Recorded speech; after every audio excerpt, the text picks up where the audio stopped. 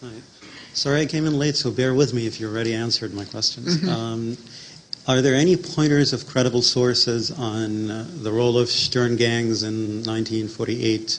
And what happened to them after that, after 1948? Did they just assimilate into the civil society as citizens, or were they the seat of the IDF?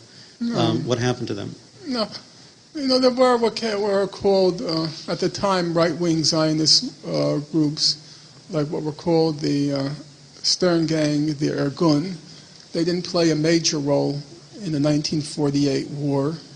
I'm not so sure if it's all that important to differentiate them from the rest of the Israeli society. They had real political differences, but the real political differences were not really on the issues which turned out to be formative for the conflict.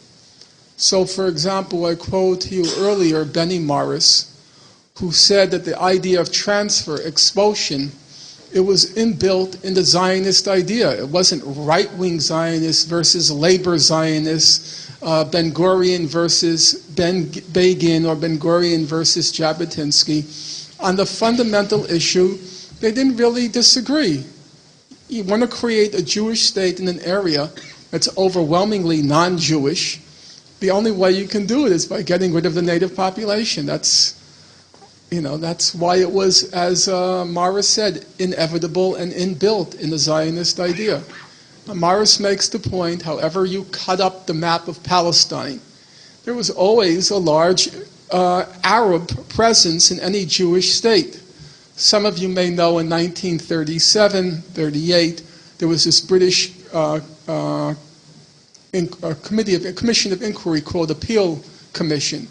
And they were going to make a small Jewish state, not 56% of Palestine, a tiny fragment of Palestine, maybe 30% or even less if my memory is right. And even in the 30%, they said 225,000 Arabs will have to be expelled. There was just no way you can cut up this map without having a large Arab presence. And then there was the other problem.